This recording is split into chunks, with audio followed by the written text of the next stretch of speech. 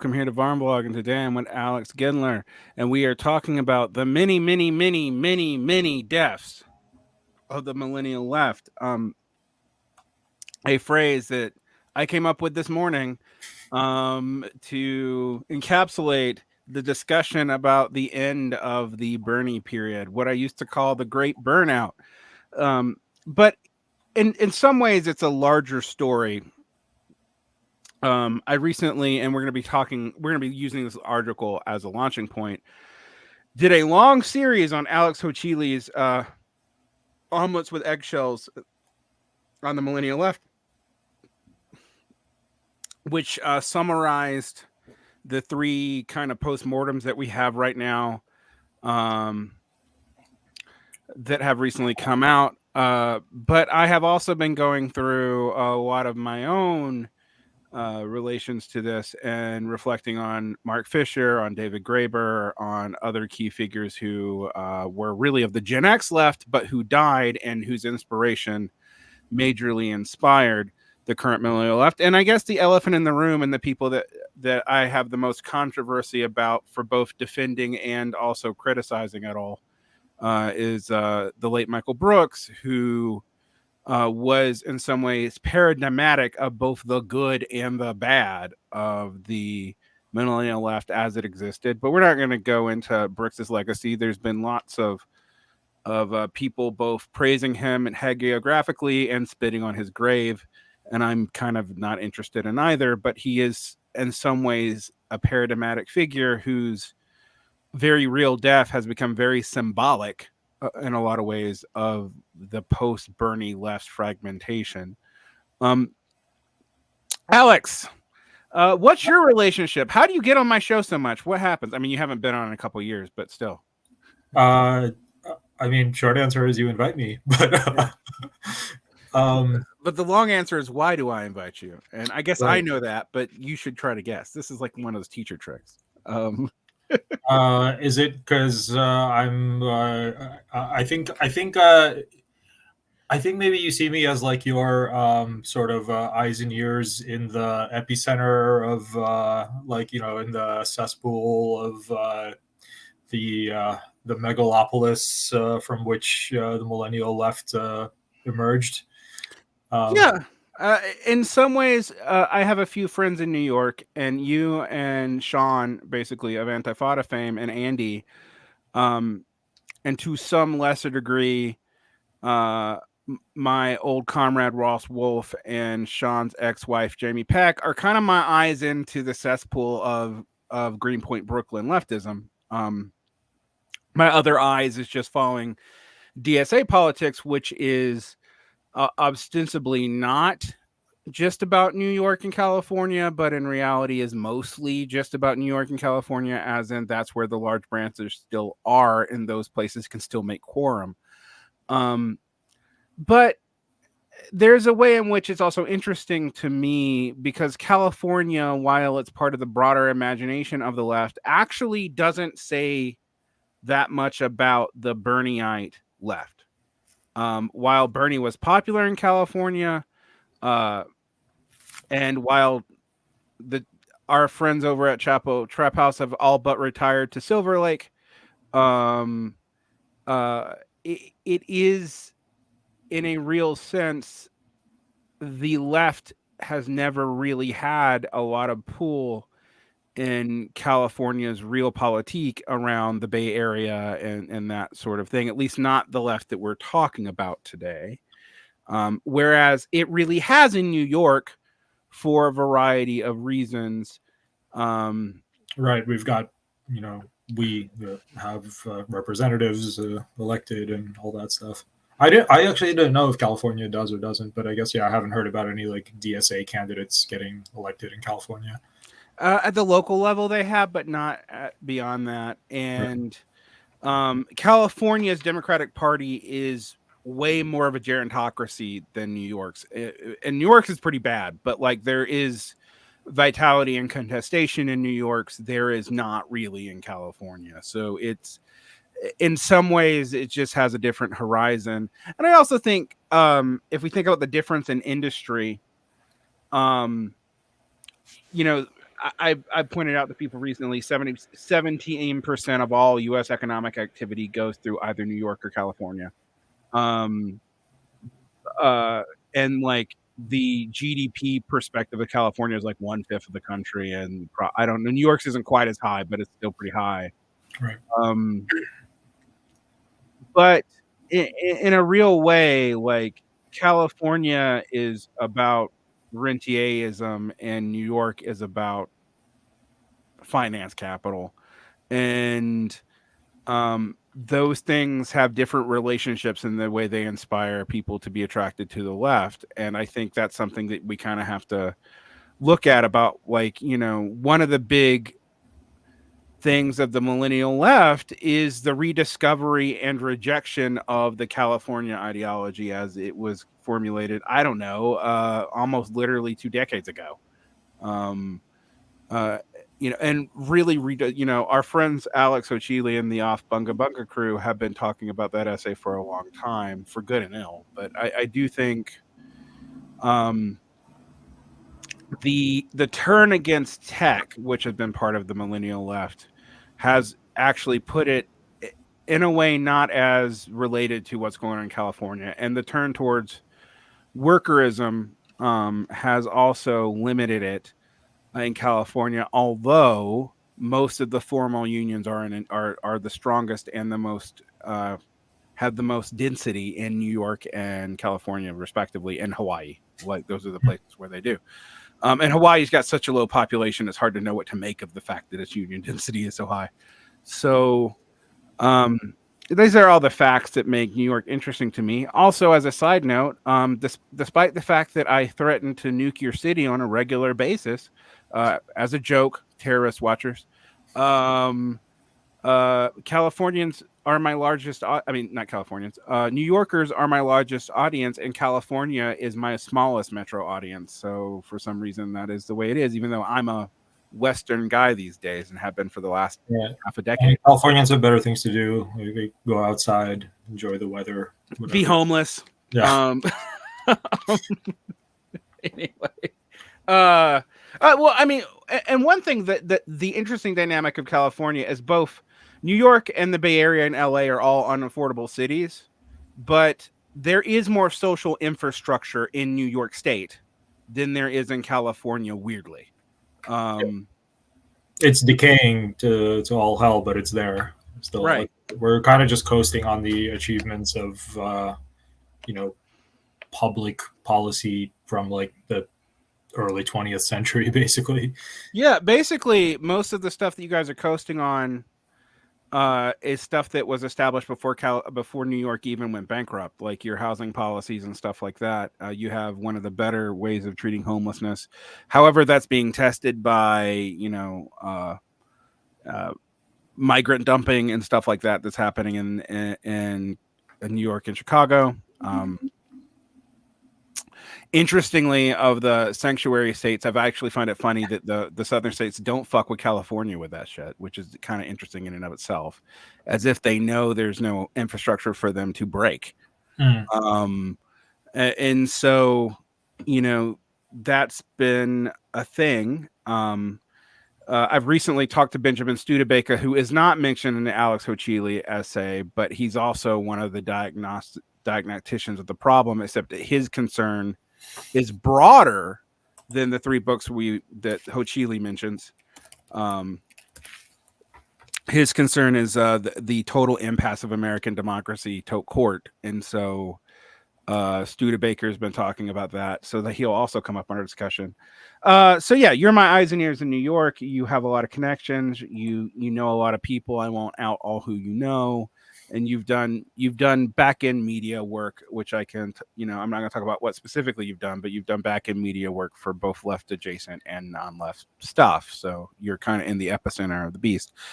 How do things feel right now? I mean, one of the predictable ironies, and I kind of predicted this in 2017 when I first came back to America, is that all these counter-systemic movements in the United States, when their ally wins office, they actually lose steam. So, like, the alt-right is a pre-Trump phenomenon. Trump's victory actually guts it.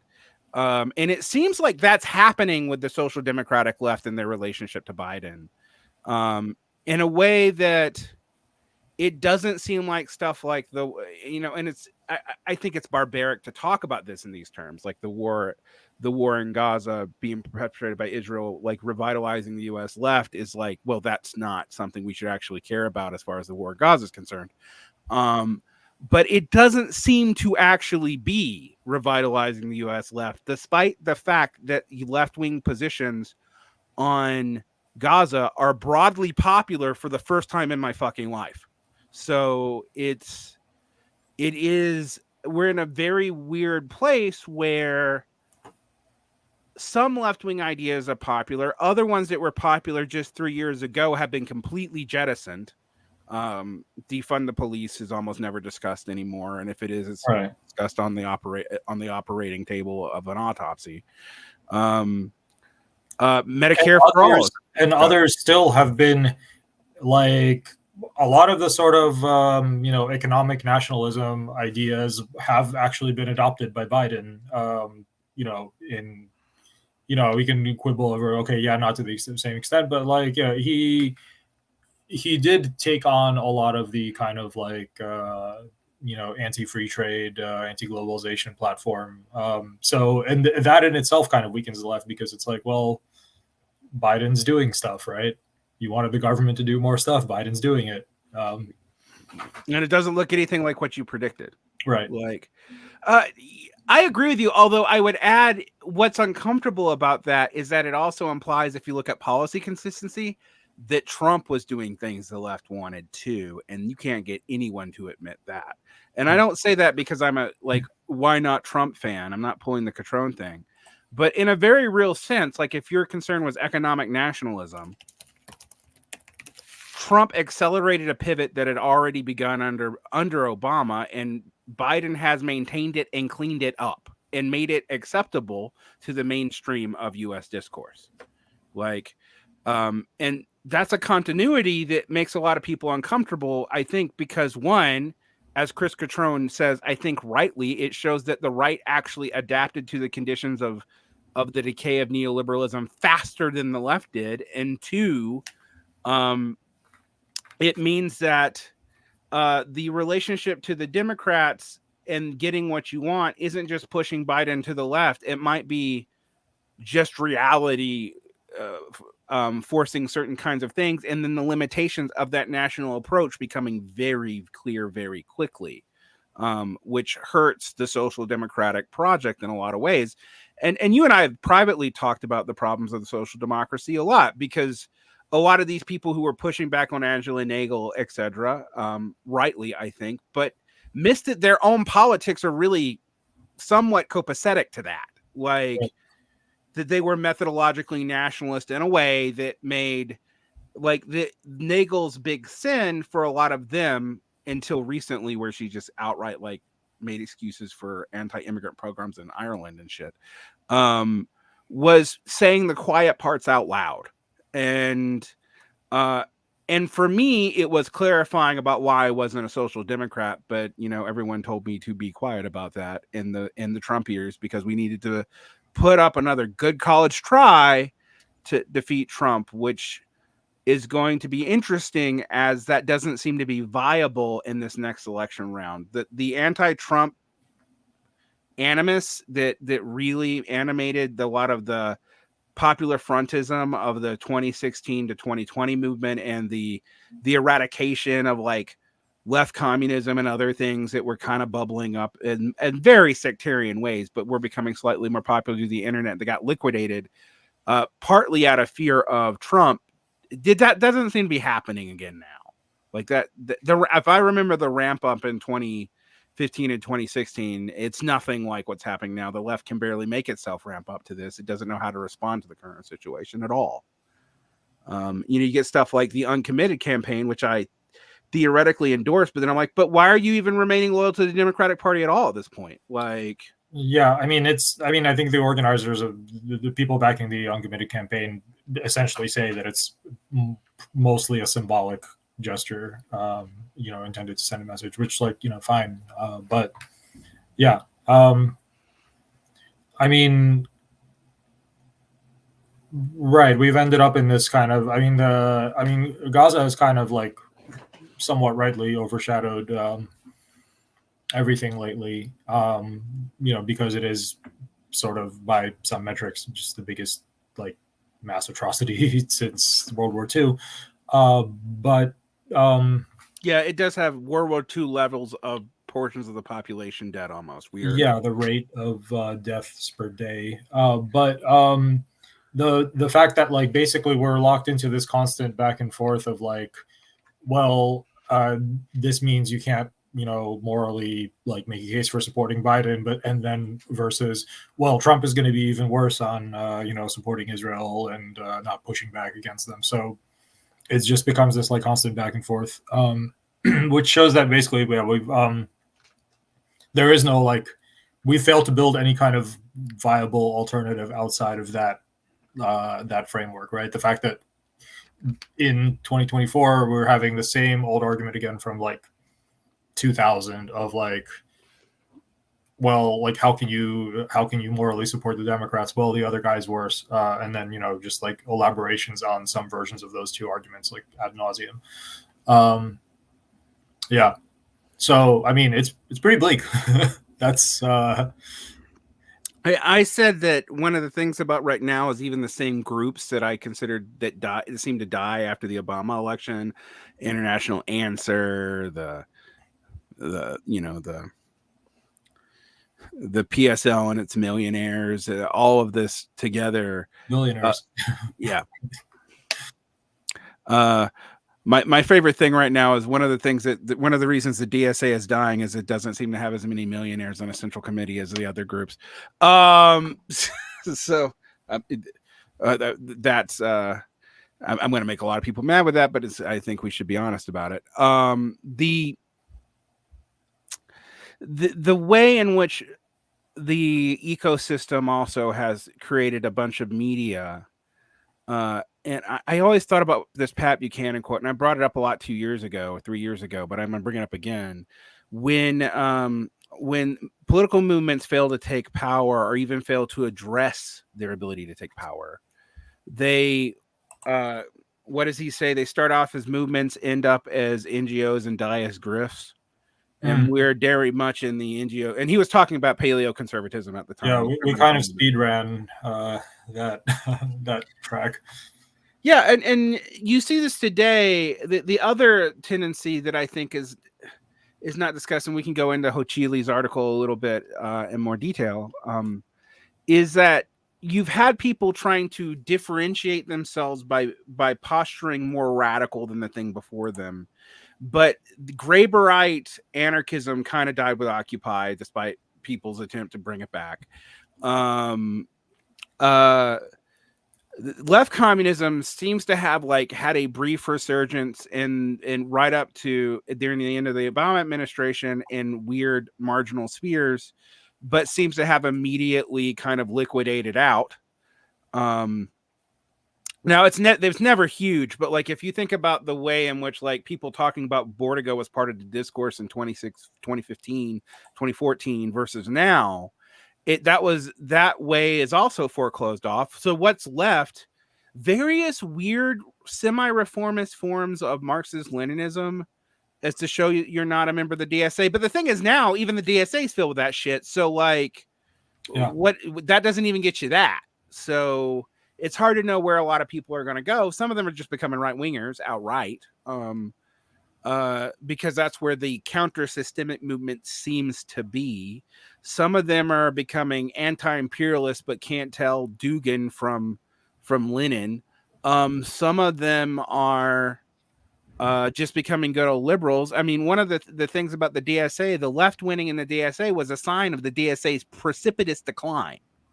So the DSA left, not to shit on our Marxist Unity friends, our Red Star, but it was actually an indication that the people with power had pretty much given up and already left. And so you had some weird Harringtonite hangers on, and you had these new movements largely coming out of smallish chapters actually, with little access to local power, as opposed to the New York coteries, which do have access to power because the DSA has effectively been a caucus informally in New York since the 80s. So, and in fact, I would say the Harrington at DSA only really mattered at all in New York, but nonetheless. So where are you seeing things now? I mean, yeah, Gaza's taken a lot of steam out of things, and it's vital that it do so. Although, I also have to ask you a question, Alex. What the fuck do you think anyone can actually do about it? No, I mean, that's the thing. It's like you can, broadly speaking, this war in Israel. In Israel, Gaza is not popular in the United States, even amongst conservatives, kind of. I mean, it's more I was reading something now that how you feel about that if you're a conservative has to do with whether or not you're a Protestant or a Catholic, and see weird stuff like that. It's okay, so there's divisions popping up everywhere along Israel and Gaza, but politically, I don't see what it leads to, at all. Yeah, I mean, especially, I mean, because there's a difference between, I think people conflate there's something the U.S. could do to stop it, right? There's something Biden could do to stop it, but what can you do to make the U.S. or Biden take that step? That's a totally separate question, right? And I mean, I do think the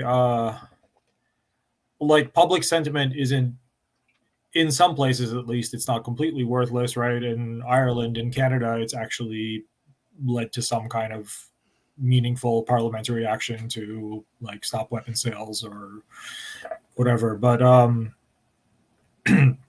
there's just so many structural inertial, which is generally the case when we're talking about the U.S., right? Mm-hmm. It's both the biggest prize that everyone is fixated on, and also for the same reason kind of the hardest thing to move. Well, and let's ask ourselves why. Basically the US legislature is fucking broken. It can only do stuff when capital is directly threatened, and approve military budgets, but that seems to be all it can do, except meaningless symbolic politics about impeaching this or that person. And that includes Democrats, by the way. It's not just a Republican problem. The Republicans seem particularly sclerotic, though. I mean, one of the things about this current moment is they might win the executive, and they're probably going to get the Senate just because of the way the map is drawn, but they're collapsing as a legislative force, in front of everyone's eyes, despite that. And despite Biden and the Democrats being broadly speaking unpopular, it hasn't actually led to an uptick in popularity of conservatives that much. I mean, there are things that you can see. For example, Zoomers are more frustrated with the Democratic Party. Zoomer boys are slightly more conservative than women, but not much. I mean, so they went from extremely left-wing to slightly less left-wing. Yeah.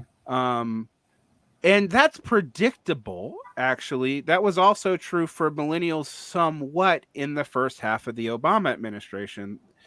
Yeah, I think the overwhelming trend is just generally that the population, I think these two candidates now are the lowest, least popular, candidates in history, in terms of both candidates just having very low popularity and approval ratings. And yet, nothing actually changes, right? Yeah, and yet they seem more inevitable than right. Any two candidates we can think of. Another thing that posit is I was reading a Pew poll the other day that 70% of the population thinks we need a third party, but nobody is really willing to vote for one because they think it's throwing away your vote. Right. So it's we are in these cul-de-sacs where more and more people think we need change, but they also literally think change is impossible. So it's a situation where yes, U.S. is the declining hegemon, but like economically speaking, if you look in the world scale, we're not doing too bad for our bourgeoisie. I know, before people get mad and talk about like the everyday person and the economy for the everyday person, I realize for the everyday person it's getting shittier and shittier. But from the bourgeois perspective, which is a perspective of empire anyway, things are actually not that bad. And yet this declining internal incoherence is continuing to go out of control because our institutions are totally fractured. Right. It does seem fair to say that the millennial left really fucked up since it couldn't take advantage of that. Yeah, I mean, because you would think that in a moment where like this, where both major parties have historically low levels of popularity, there's just general this is also like a weird time when like the fact that even a majority of like people who identify as Republican or conservative basically are like down on like capitalism as such without necessarily identifying it. But like it used to be that generally only one party would complain about the economy and the other one would be like it's doing no, actually, like we like everything's fine and we just need to like support businesses or whatever. I think that's generally broken down. It's been breaking down essentially since 2008, but much more sharply since COVID. Yeah, I've looked at the polls. There's that 2019 poll that everyone cites about the increase in popularity of socialism, and then they don't cite the 2022 follow-up poll, which actually says socialism's decreased in popularity, but capitalism has decreased more in popularity, exactly. Which is actually kind of terrifying because I'm like, well, what are your options if you're not dealing with socialism or capitalism? I'm like, third option, perhaps, right? Third ways have appeared many times, or maybe even fourth ways, and they've almost always been bad. So, so here we are with that. So you have a right, and I think people underestimate this, and when I bring it up, they think that I'm like trying to excuse the left. So I just want to get this out of the way. The left is really fucked up. We're going to look at this. But I think that leads people to believe that the right is in a better position. And it's not. Like, that's the thing. Like, the right is super fragmented right now. They're just, like, American conservative running articles about Trump running again in 2028 and getting rid of the arbitrary... that's them also realizing they have no backbench at all. Like that Trump hasn't groomed a successor. There's no, like, this is a demagoguery that hasn't institutionalized and or ideologized and or like even made a clear succession run. Trump doesn't seem to be interested in a legacy like that, which means that since Trump kind of is the GOP right now, that there is not a clear answer as to what comes after him at all. Right. DeSantis was a dry run, and that's also clearly going nowhere. It's too extreme for even most Republicans. And while a lot of the left liberals like tried to pretend that DeSantis was somehow less extreme because he was an establishment figure, he's actually proof that the establishment's pretty willing to go there and more if it's the right person doing it. So, this is all to say, to get that out of the way, this should be grounds for a left to be able to do something. And instead you see your representative there in New York, AOC, pivoting away from not even just the DSA, but also the Justice Democrats, this upswing in municipal left populism is very clearly dying. Cori Bush is most likely going to get creamed in her re-election campaign. In general, it looks like the social democratic progressive detente is going to lead to both getting creamed in a moment where left-wing ideas are, broadly speaking, should be are more popular, and yet we're not seeing them take on anywhere. Partly, I think, because people don't believe the left is ever going to do them. Yeah, I mean, ideas are one thing, but it's, I mean, and like, yeah, if we go back to Hochuli's article and the sort of the various diagnosis, like what's kind of the common thread here, right? Which is that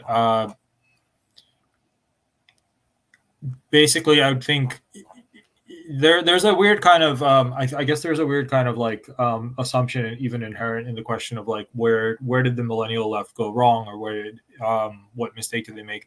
And I'm not sure that like there ever actually was something called the millennial left in the sense of a coherent subject, which is actually like that's kind of like that's the spoiler, like that's sort of the failure, right?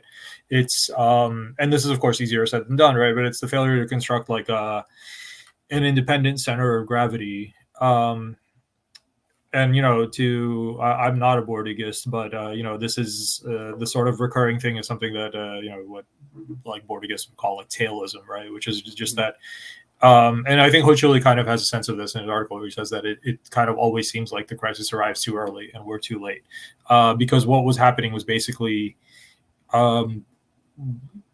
people who consider themselves on the left, by and large, and I think this doesn't apply to any particular faction, have just been basically in a reactive posture, like reacting to crises and events after they happen, after the fact. And trying to kind of glom onto sort of these kinds of things that seem like they present an opportunity, and like, okay, if we just like grab onto this, we can increase our popularity and use something else as a vehicle to advance our ideas. And electoral politics is just like one example of that. But even like with the counter hegemonic stuff, like as you mentioned earlier, like the fact that this has echoes of like the anti-war movement in like in the 2000s, where just because there's a war going on that's like wildly unpopular, and the idea that okay, yeah, you can just latch onto opposition to this war and use that as like a vehicle to advance the left. That also like that wasn't true in the 2000s, and it's not true now, because for one thing, you're like there's plenty of, just because someone let's put it this way, just because someone is against Israel does not, as we've learned time and time again, does not necessarily mean that they're a leftist or even sympathetic to any other left ideas. Candace Owens, right? Also some Nazis. Like it's just right. It is what it is. I mean, well, this is the problem with trying to base a leftism on, like, I've complained in both ways. During the 2016 to 2020 period, the left just forgot the rest of the world fucking existed at all. Like, it was like we talked about U.S. domestic politics, and that was about it. We ignored what was going on in Afghanistan for most of that period. Sometimes we even like took soft defenses of the military establishment by liberals as a given and didn't push back on it, which was kind of fucked up. Then is, and I think predictably historically, if you look at what happened with the 50s left, which is a little bit different because it came out of a period of hyper anti-communism, but like the loss led to a focus on milquetoast domestic politics, but wild like almost pacifistic idealist international politics. And I think we've seen that again, where like, I mean, like, I'm big on the ceasefire right now, and that's one of the big things I care about politically, because we need this massacre to fucking stop. However, when I hear about people talking about what comes after that, I'm sort of like, are you guys really, like, are you even trying to be to function in the reality in which you actually live, as opposed to this construction of a moral framework in which you work in? Like, because what is likely to happen right now, if we don't have a ceasefire, is that the northern part of Gaza is going to be occupied and no one's going to be allowed back, and you're going to lose even more of the population than you have, which is ridiculously high. And I like to remind people some people who thought like Hamas could win this in a traditional war footing on October 8th. And I heard that from leftists. And I think some people are still claiming that. Like, there's like claims that, like, well, they're winning, they're kicking the IDF's ass on the ground, which, like, I don't even really, I haven't gotten involved in that because I don't see even like to push back against that. It's just like, what's the point? What's the point, right? Because it's so clearly delusional when you look at the death rates. It's like the IDF has lost a few hundred people since October 7th. Like, its biggest losses were on October 7th. And like, and the Palestinians have lost what fucking portion of their population, mostly of women and children? It's insane. Like, so to pretend otherwise is just like, the level of cope is astounding to me. But I think that's also the other trend that we need to talk about is this turn towards workerism, and this belief that like we're living in this massive union reorganization moment. And if we are, it is not happening at the national level in a way that which will show up in national statistics. Like, just and I do see workers' militancy. I do see like there's a big teachers union victory in Wisconsin, and I think that's a big deal. I do see this pivoting by Sean Fain, which is pretty smart. But then also by Sean Fain, I see him totally doing the let's get back in complete bed with an unpopular Democratic administration at the moment of their peak unpopularity. Like, and so I'm like, what the fuck are you doing? You just, broke that cycle and you seem to be re-entering it. So what do you make of that? I mean, so you have this workerist stuff. The Bureau of Labor statistic numbers do not support what leftists are saying is happening for the most part. Right. I mean, I guess people were sort of excited about the changes in the NLRB under Biden, which, it's just compared to like the baseline for the past few decades. I suppose it is pretty good, but it hasn't led to new unions for the most part. Like, in so much that there are new unions, they are completely new unions. And we are seeing still this stagnation and decline of union density in the private sector in the United States. And the most unionized two areas of work are teachers unions, and then right beneath it, cop unions, and then nurses unions. And nurses unions are a little weird because they're kind of public-private hybrid thing. But the thing that I want to point out about all those, none of those does the NLRA, and thus the National Labor Relations Board, apply to. And I also think the railroad strike was a fucking wake-up call for how positive Biden was actually going to be on organized labor. Like, so, and I think a lot of people, like our friend Ryan Grimm, hadn't known how to deal with that. Like, it's the messaging coming out of DSA around that was absolutely kind of like schizophrenic, It was a realization that they didn't have the power to actually do anything. And there's a lot of people, like friend of the show, David Griscom, admitted that, like, we can't hold our electeds accountable. So what are we going to do? But on the other hand, it's like, well, if that's true, what the fuck was your project this entire time? Like, right, because that was always the rhetoric, right? Like, oh yeah, like vote for the Democrats, but hold their feet to the fire. Okay, how are you going to hold their feet to the fire? What leverage do you actually have to do that? Which, like, I think I just got deja vu now because I think we might have even talked about this before. It's just like this ties back to, like, you haven't built an independent base. You're essentially just like what the electoral left has been is basically a constituency that Democrats can take for granted and that provides free, like, campaign volunteer labor when the time comes. I mean, for me, the irony is, in a very real way, the social democratic left created an illusion of counter-systemic movement that actually tied people back to the most decrepit wing of the Democratic Party. And that reality is now, it's becoming obvious. Yes, people like everyone, Jimmy Dore finally said it, but that was predictable. I mean, I think you and I even mentioned this as a possibility before I even had my own show on a symptomatic redness thing where we were complaining about Greenpoint. like that this was still like that's the deja vu you're having. That was a conversation we had almost 5 years ago. Jeez. Like, Yeah, wow. I know, just make us all feel old. But nonetheless, man, I've been podcasting for 14 years. Like that realization was like, I give up. Nonetheless,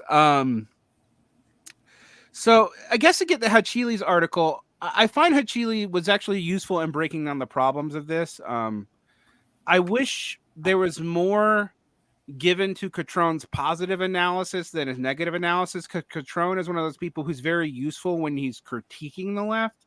But when you talk about what he actually seems to believe is the answer to it, you got a lot of vagaries. Something, fulfillment of bourgeois revolution, something. Why not Trump, something. We're totally not tailing the right, but maybe we are, something. Yeah. And that's going to be popular right now because it speaks to the alienation that a lot of people have in regards to the DSA, the return of weird Marxist-Leninist sectarianism. Although, interestingly, this round of Marxist-Leninist sectarianism seems to be the PSL and the CPUSA, and then a bunch of weird internet formations that actually don't actually seem to MAGA communism. MAGA communism. I mean, there's the spectrum of weird ML fault right now is actually kind of interesting to look at. But outside of the PSL, which seems to have a lot of money, it hasn't translated to anything on the ground, really. It really does seem to be an individual identity and online phenomenon for the most part. Like, these people aren't, they might organize an anti-war rally with some other people or something, but they don't really have any sort of actual political program. Like, and that also feels very similar to me. Like, I remember that shit from the aughts. Like, you had these weird sectarian groups who are the new left in the 70s and 80s, like when they were dying. Like, we've seen this before. Yeah, I mean, insofar as like what I'm still thinking about, like what unites all of these seemingly opposing and diverse kind of manifestations, right? From the DSA left, the ones who were still like invested in the Democratic Party, to the Jimmy Dores, the Cutrones, and some section. I'm actually not really sure what Platypus as like an organization as a whole believes, but people like Cutrone with the Why Not Trump stuff and some other plats that I've interacted with, kind of making basically arguments that are indistinguishable from like what the GOP is putting forward, and to like these weird ML cults that are either latching on to Russia or China or both. That's the common thread, is basically like looking for something to latch onto, and looking to, I would say, substitute another entity for what would have been the interest of workers. So it's either, well, you kind of do this mental shortcut where you're like, well, obviously the Democratic Party is the only thing protecting workers from Trump and whatever, right? So from then on, all your reasoning is whatever helps the Democratic Party is what we're going to support. Same logic for the Marxist-Leninists. Well, it's like, okay, well, China is the only geopolitical force counter to U.S. hegemony. So whatever China does, that is the only way to defend the revolution, right? And I mean, this dates back to the USSR, right? The kind of substitution. Okay, like, well, now that the only hope for the global revolution rise in Russia, Russia's geopolitical interests are the left's interests. With Catrone, it's Cold War hauntology, which I'll give Catrone a little bit. he isn't doing that. No, but what they're doing, what he's doing is he's found another substitution agent, which is the American bourgeoisie, right? Because then there's this weird like Platt idea that the bourgeois revolution is incomplete in the U.S. somehow, which I find pretty doubtful, unless you're talking about Reconstruction, and but that's not what they're talking about. And so that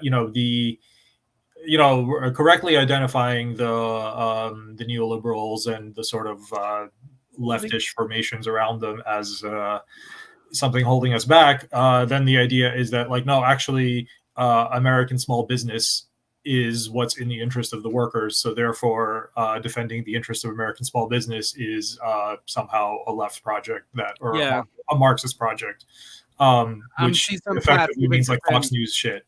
Yeah, the gold standard and shit. Like it's just, and I think, one of the things that you have to know about what their dialectical moves there is that they separate bourgeois from capital. They say bourgeois culture predates capitalist culture, so we can't say that they're the same thing, which I find wild to try to justify in Marx. Like, and then they take this rhetoric about finishing the bourgeois revolutions from Germany, which I should remind you was about a place that had not had an actual bourgeois revolution, even when it consolidated into a nation state. They were literally an imperial monarchy, right? So it feels like a weird reappropriation of rhetoric. It's a reappropriation not unique to the Platts, though, because it was something that you saw out of McManus and to some degree my friend Ben Burgess, friends of the show, but nonetheless, they were arguing that, but actually from a completely opposite point of like, well, we need to get on this Rawlsian liberal project, which of course, they're using the same ideological justification as the Platts, but their actual project ends up being like Keynesian technocracy or something. So it's just these bait and switches are everywhere. And I think Jaeger and what's his face? Borriello in their populist moment, like, seem to realize the limitations of the populist moment, but also, let's be honest, that was a substitution too. Like, that was itself a weird tailism of an anti-political moment that actually is from a prior time period. I mean, I'm looking at, the rhetoric that led to Podemos was this weird social democraticization of anarchist movements, learning the lesson that maybe like total consensus politics isn't possible. So let's go back and do some kind of populisty electoral politics. But then when they go to do it, they end up doing pretty much the same thing as any party in that position would do. And of course they become unpopular and don't stay in power long. But I think, even one of my critiques of Alex Hochuli's piece that he implies but doesn't state is he kind of somehow thinks that like left sovereign nationalism was possible. Like, and in fact, like Grexit would have been a great idea and Lexit would have been a possibility in the UK. And I just don't think that's viable.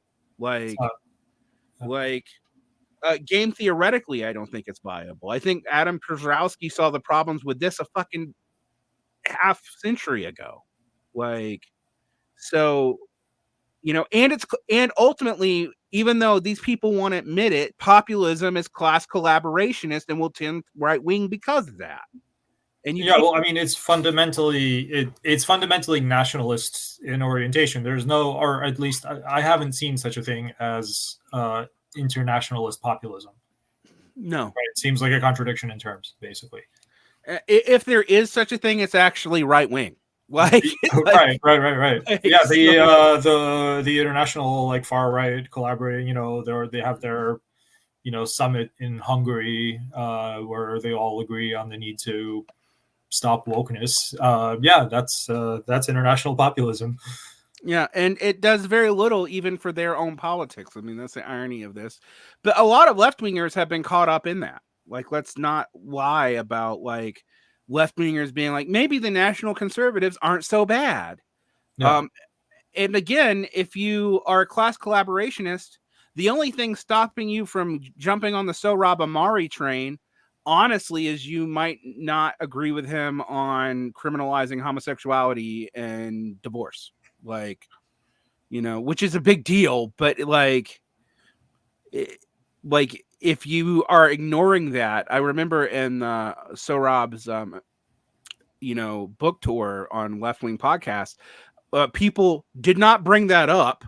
And then they didn't point out that his politics was fundamentally class collaborationist and ostensibly theirs wasn't, because in reality, theirs is also class collaborationist. Like, yeah, so, I mean, you'd be surprised at how many former leftists seem like okay with, if not, it's like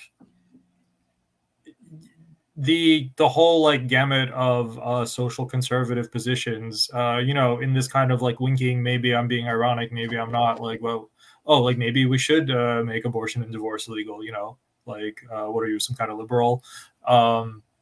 It's really tiresome. And I guess like, the sort of wing of the Bernie left that went in that direction. If I had to diagnose it, I would say, I don't know, maybe I've said this before somewhere, but like it's a sort of elder millennial, like younger Gen X pose, where we were brought up in a kind of like culture that prized irony and distance. And I think it was a lot of people ended up feeling deeply embarrassed over having dropped the ironic thing and like sincerely lent their support to the Bernie movement. And it was like the first time in their life that they actually sincerely believed in something that could succeed. And then, once it failed and was kind of, whatever remained of it was kind of co-opted by these like sort of grotesque like neoliberals, the kind of like deep embarrassment over having sort of like having been cringe, right? Or over having like seriously believed in and supported something that ended up, not being a thing and ended up losing, leads to this kind of weird, like sort of like fetishistic disavowal overcorrection kind of thing. That's like my sort of armchair psychoanalyst diagnosis. But it's been weird because it was like, well, like, if nothing else, then the obviously like sort of Christian fundamentalist social conservative shit will keep people from going all the way right wing. Apparently not. No, it won't. Yeah. I mean, it also, like, the fact that I see leftists sincerely defending Dubin, even though Dubin explicitly in the second chapter of his fucking book says he would use Marxism as a fifth column strategy. Like, he says it explicitly. Like, it's wild to me. And so, like, are these people that desperate? Are they that broken? And you know what's funny? When I talk about the millennial left, you know what the first defense I get of the left? Oh, you shouldn't talk about generations. Mm. The generations are socially constructed and they're arbitrary. They're made by brands. And I'm like, what else do you think? Like, what isn't socially constructive, dipshit? Like, if you're arguing that gender is socially constructed but real, race is socially constructed but real, class may or may not be real depending on who you're talking to that day, but generations are not real, but they're also socially constructed. Why? Like, because in terms of wealth commanding, generations really matter in our economy in a way that they didn't. I mean, one of the things that someone pointed out to me about Marx is Marx wrote in a time where like inflation and deflation was relatively stable for like literally like 2 generations. And you can't say for all of Marx's insight, and he even has insight, I think, about inflation and deflation, that he would have understood the way time plays in speculation the way it does now. Because like right now, you can literally be rich by when you enter the housing market or not. Like and that's effectively the only non-arbitrary factor is when you hit the right age to buy a house and if you had some capital to do it. Yeah, right. Like when you graduated college and if you entered the job market before 2008, that's a huge cutoff. Like Right. Yeah. And the next huge cutoff is how fucked were you if you did own anything in the subprime lending crisis, which by the way, I pointed this out. If you look at the wealth gap between poor white, well, not poor, like under 120K white people and under 120K black people, it's all explainable in terms of wealth loss from the Great Recession in terms of housing, like entirely explainable according to that. And yeah, that's proof of systemic racism, but it's not the way that you hear it explained. Like, that it really is a matter of two things. White people, like the richest white people, had a longer time to accumulate, and poor people who were able to keep their house during the Great Recession have greatly benefited from it in terms of wealth. And poor people who were not, and predatory lending was racialized, really got fucked on that. Which, if I was a black person, I would consider Obama the great traitor to my race. But whatever. Like, I don't get to make those decisions. And I don't see this. I guess the other elephant in the room is, like, we lived through mass riots on stuff. I remember arguing with Anti of Antifada very softly, but when he was like, well, this Floyd thing is going to continue into the Biden administration, I was like, no, it's not. Like, I don't know why you think that. Like, for one, you guys are going to eventually have to go back to work, and that's going to limit the capacity for these kinds of mass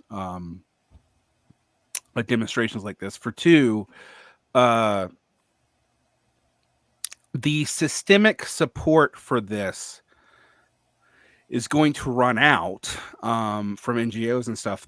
You're not going to have doctors saying that we should violate COVID protocols because the saving Black lives is going to be more important than COVID deaths, which is absurd when you look at what's happened since then.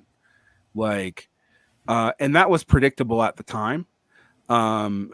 The proliferation of BLMs as formal organizations, of which they're like, when people are like, oh, the BLM, I'm like, there's like 20, and some of them are scams. Like, well, the big one turned out to be a scam, right? Right. Yeah. And the left will not talk about it. They let it fester in right-wing media, and I'm like, that's a mistake. Yeah. Like, that's a huge mistake to not address it head on. Even when I was talking about the legitimacy of some of the Hunter Biden concerns, like, and I'm like, look, I don't think it's that important in the grand scheme of things. And it definitely, I mean, when you look at how corrupt Trump is, it's ridiculous. But on the other hand, you saying that there's nothing there when there is something there is a bad look when you're trying to argue that we aren't just partisan in the same way. And whenever I would bring that stuff up, even on the far left, they're like, well, that sounds like a right-wing talking point. And I'm like, well, maybe it is, but maybe it's right.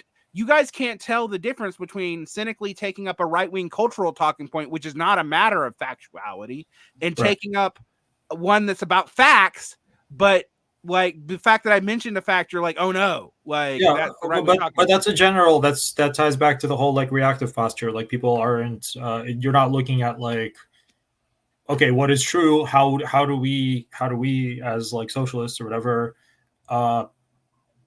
have an accurate and complete description of the world as we see it?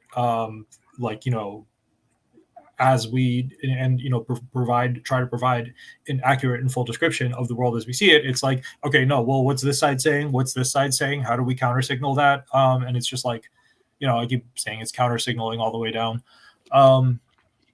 Yeah. Well, I mean, even weird stuff like free speech becoming a counter signaling thing, or now like the stuff with the ACLU potentially joining in with the Amazon, Trader Joe's anti Faulkner Act movement that could literally undo the entire post New Deal union apparatus. And I don't know. I really have no idea how this court's going to decide on it. Honestly, I have like no clue. And I think, the elephant in the room, I mean, let's be honest about this. We were told that we were doing harm reduction by supporting the Democrats on the national level. And in no area of life did the right get what it wanted more clearly than after the Trump administration. The anti-trans stuff kicked up and was effective at a state level in a way that never would be at a federal. Anti-abortion stuff was federalized in a way that now makes it a culture war, which the Democrats have no incentive to fix either, because they see it as a wedge issue they can use in red states. The healthcare situation, the healthcare is just falling fucking apart. Like, we're not even talking about socialized medicine anymore. We're talking about like the fact that we don't have enough doctors and nurses to maintain basic services even in cities. The schools are completely falling apart, and the left is just digging their head in the ground on this. The crime. Okay, crime is not as high as people think it is. That's absolutely true. But where it is high, it is really high. Like, it's so people, social media is leading to this fear-based, and I am going to blame social media here for once. I think it's actually true. Social media, just like television, gets fear clicks. So focusing on these high crime areas, but it's also true that the left has nothing to say, not even defunding the police anymore, about how to fix these areas. There's literally nothing. All right. You don't have the social service. You don't even have the workers to provide. Like, even if you wanted to fund them, you would have to fund them at such a level to pour people out of the private market into social services. I, in my life, cannot imagine that happening. Like it's just, the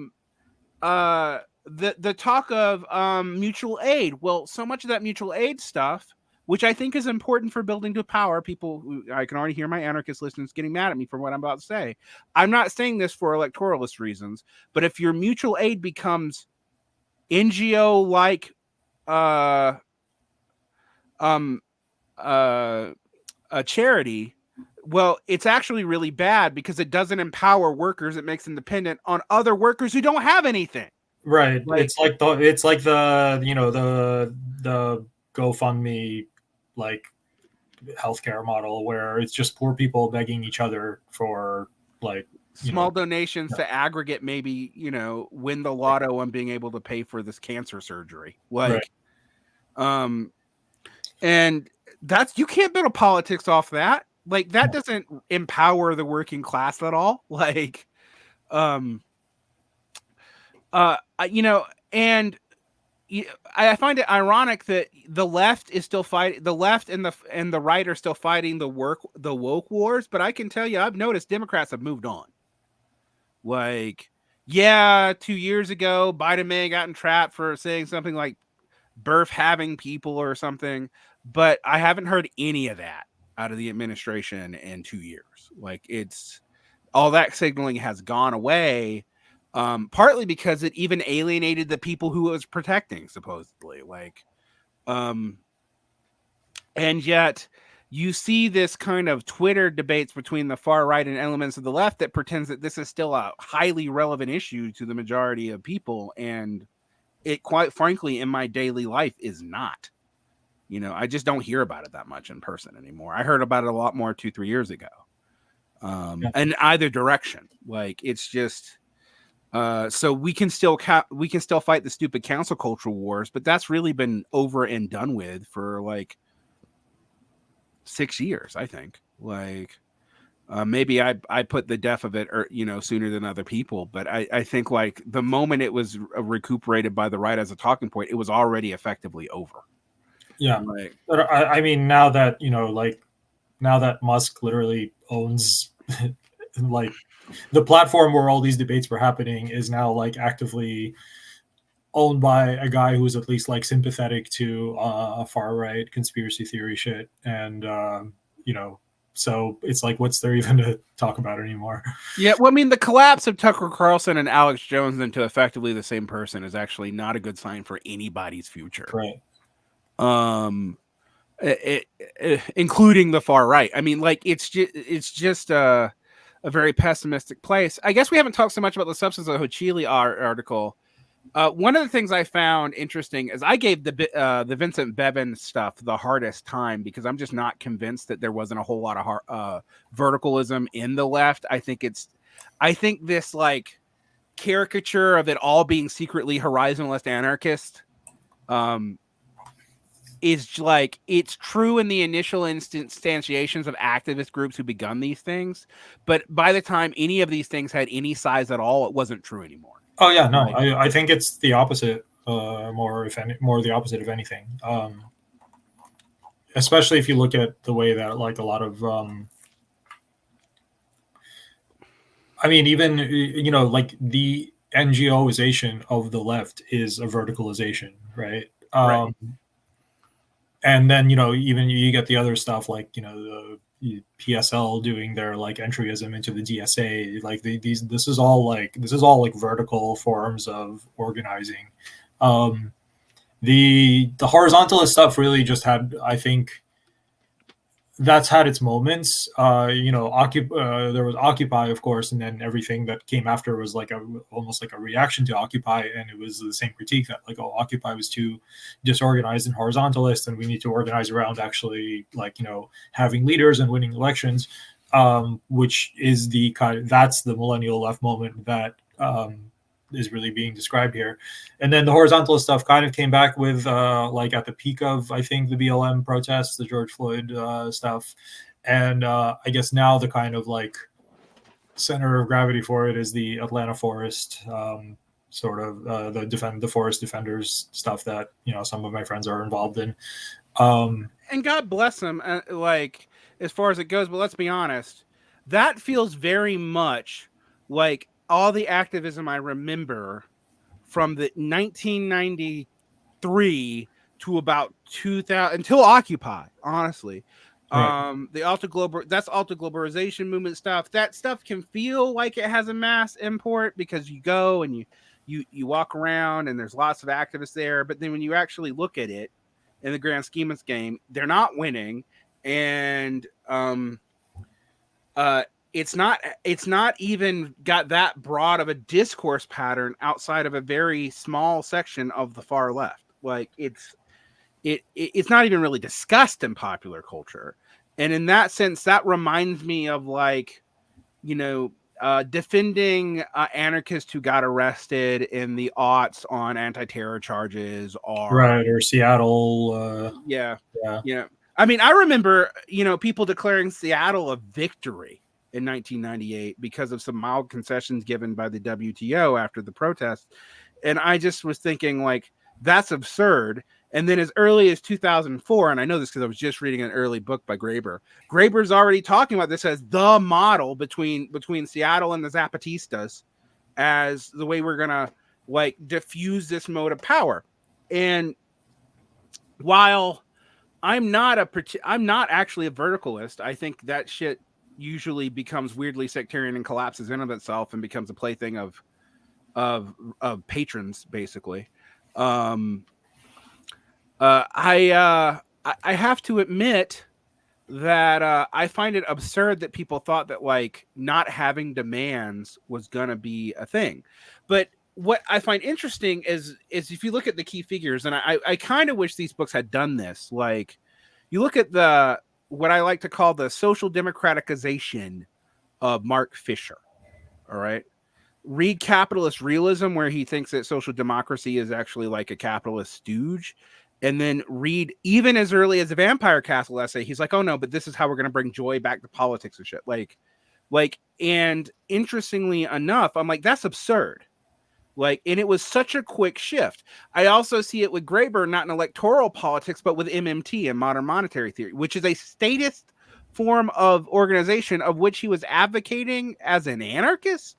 Like, and you just see like these people were making concessions to social democracy immediately. Like, so this idea that was promulgated at first by people like Malcolm Cuyuna that what ruined the Bernie movement with all these fucking anarchists was like absurd to me. Yeah. Like, if anything, in the movement of like an anarcho-liberal like Naomi Klein, the person which Bhaskar Sankara literally coined the term for, Bhaskar and Naomi are on the same side now. Like, and so none of that has ended up being actually all that substantive. And I think, I get tired of people beating up on anarchists as if that's why the social democratic and Marxist-Leninist left is failing, and not because they're generally unappealing, have no strategy, and smell weird. I don't know what else to do. Yeah. So, I mean, it's like, okay, we've identified all these like failure points, right? And where would you push back on the like? I'm not sure. I'm convinced that the millennial left is totally dead, though. So I want to like talk about that. Well, I guess like the weird thing is like, does anything really die in the age of like the internet and social media? Because like you can just exist as these like zombie ideas, right? Like, hell, like I mean, you'll still run into people like repeating like Bush era talking points about like the Iraq War, for example. Like it's not like huge anymore, but it still exists, right?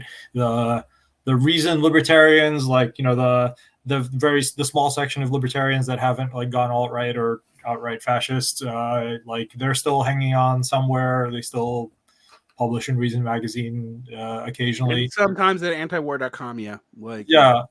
So like, I mean, you can, to the extent that the millennial left was really characterized by a lot of these like launches of podcasts and media outlets, the sort of like the tech collapse of like 2022, where a bunch of the new media outlets got kind of consolidated or closed down. But I mean, it still exists. It's just a question of what's going to be the next step, like what's going to be the sort of next trend. And unfortunately, I think like it's just like people are like, we talked about this at the beginning, there's no shortage of like sort of shiny objects for people to glom onto and try to tail and try to like chase as a shortcut to getting something like socialism popular again. And I don't know. I mean, I know you've like you're probably like aware of this somewhere, but I think tentatively, and I'm very hesitant to be like optimistic about anything really. If there's sort of a proposition in the works of like, well, if we've identified the problem as being like the left hadn't actually formed as a subject, but was trying to tail all these movements and trying to take positions on this and issue statements on that. Like, what if we actually just forgot about that, right? What if we actually forgot about sort of, what position do you have on electoral politics, or what position do you have on like X foreign policy issue, and actually focused on even constructing a coherent left subject that would be even capable of having meaningful positions on these things in the first place, and actually like intervening in politics as workers rather than as free volunteer labor for the Democratic Party or the CCP or whatever fucking Russian handlers are funding this through proxies. Like, what would it be like to actually can we even envision like a distant future in which workers are organized to act independently as workers? And so I know I mean, you've talked to Sean, there's something very early in the works in this regard. Yeah, I think I've identified 3 kinds of workerism that has emerged. It got all Middle Englishy for a second.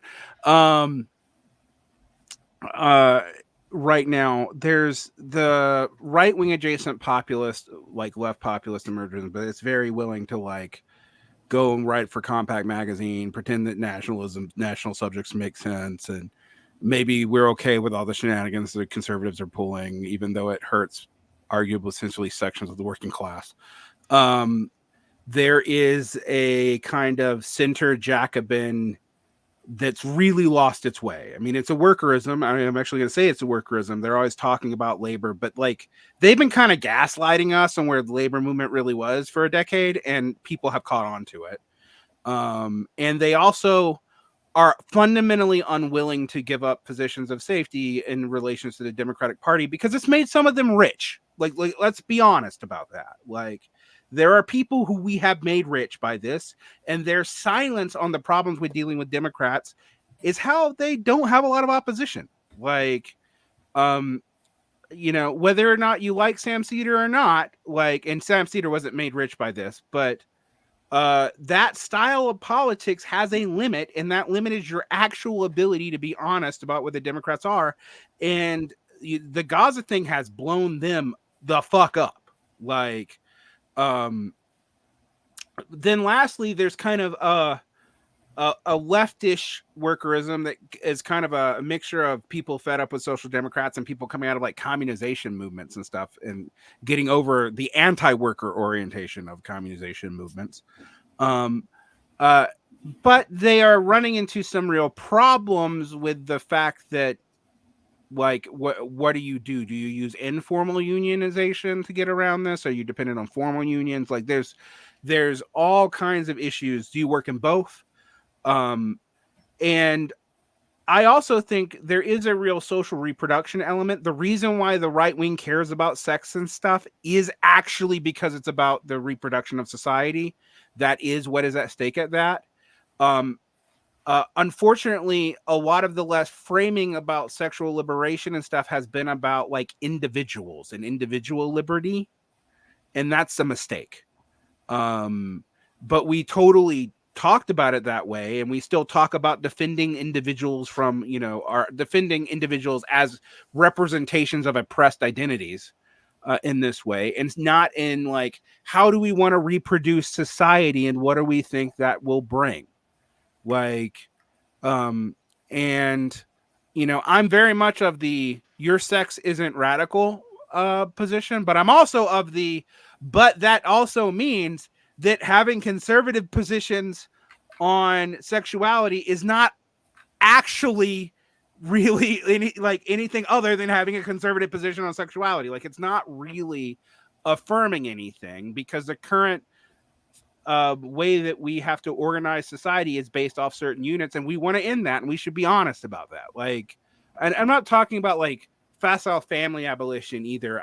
I know that, like, yeah, the Sophie Lewis yeah, right, yeah, I mean, I've read those books and I'm like, I don't know.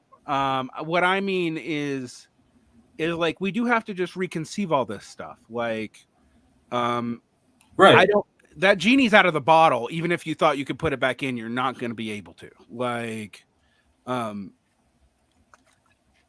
so I don't see the point in like trying to revive the worst parts of 1950s Marxism's regressions on sexuality because it might make you popular with some conservatives who are going to hate your guts anyway. Like, I don't see that point. right. Yeah, so I mean, the sort of the gambit is that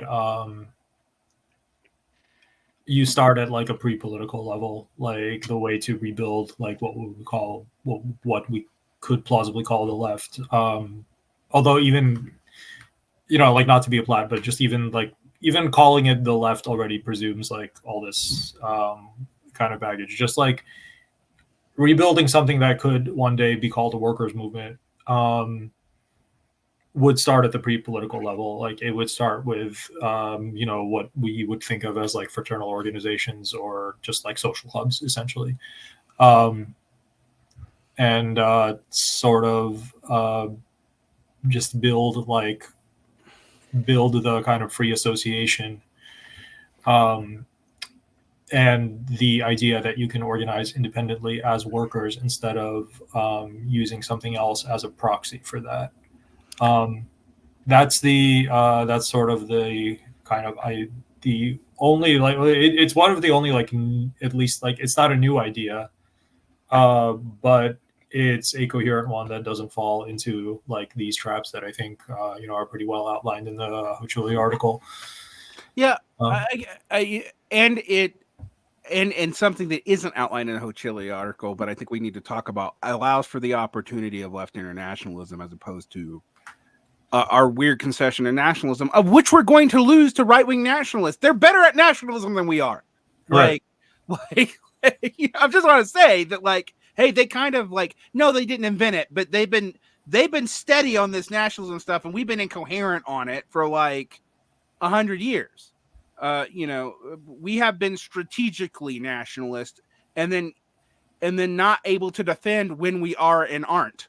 The thing is, they don't need to be coherent on it because like, just the inertia and structure of capital favors them. Like, basically, it doesn't matter who's in power, they're gonna implement economic nationalism when it suits, when the capital cycle goes a certain way, and they're gonna blather about free trade at other times. And, like, the right doesn't need to be consistent on this because they're, like, they're already starting from a position of victory, essentially.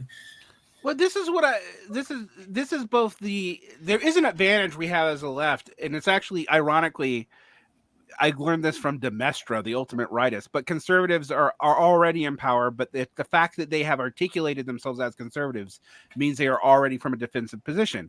However, we have to realize that we are an offensive position oriented towards the present and the future. Our orientation towards the past is going to vary depending on us, on the groups and individuals.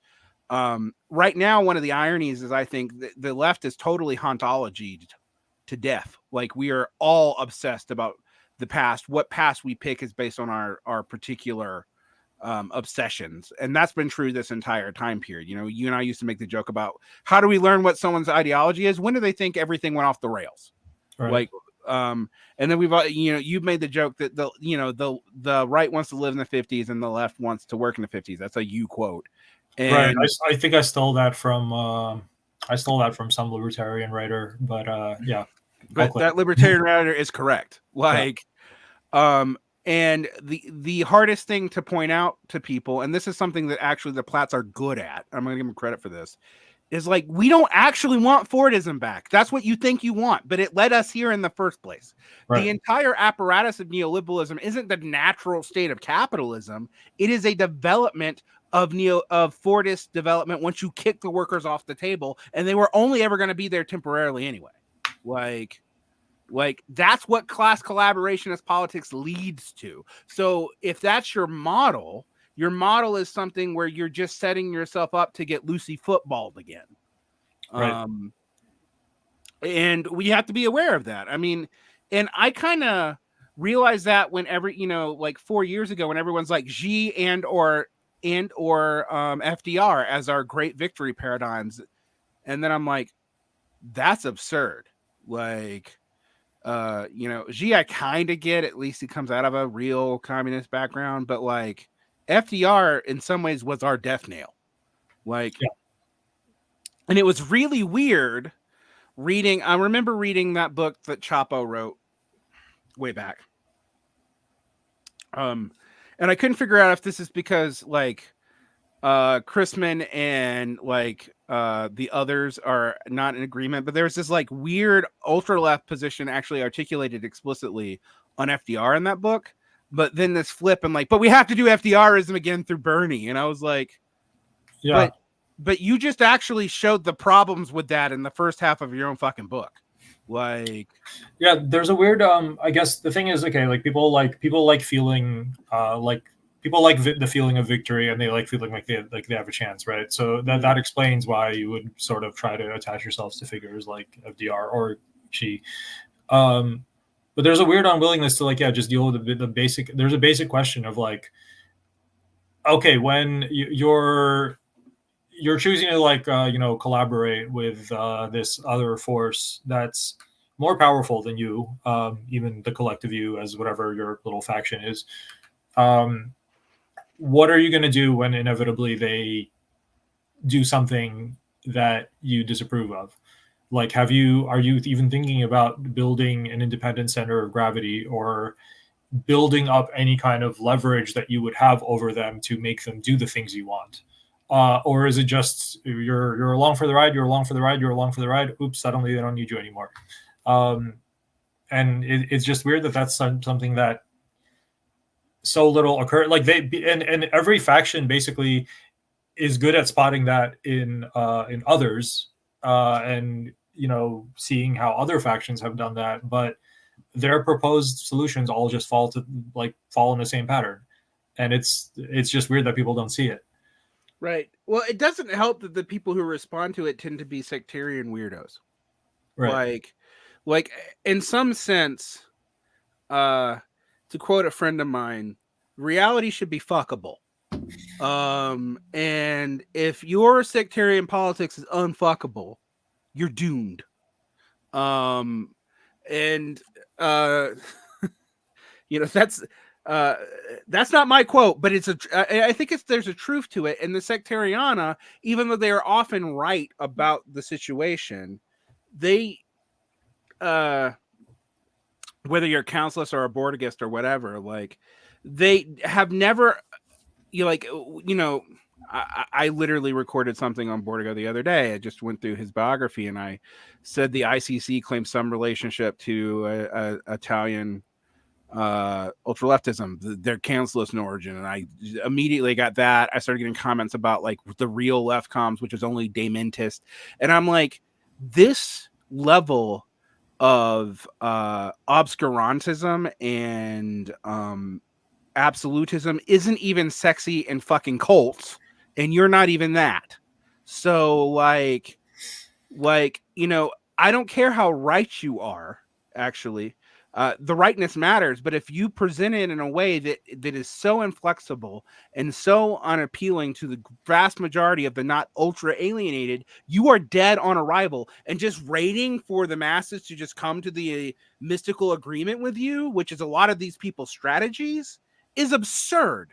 Like, so, it's one of these reasons, like the reasons why I left the left communists or the ultra left wasn't because I even disagreed with them. It was because the way they presented themselves was like they're not interested in actually doing anything a lot of the time. And the ones that are often are fine until you touch on some weird point that you don't even know and they explode at you. Like, because like you've hit some weird sectarian thing.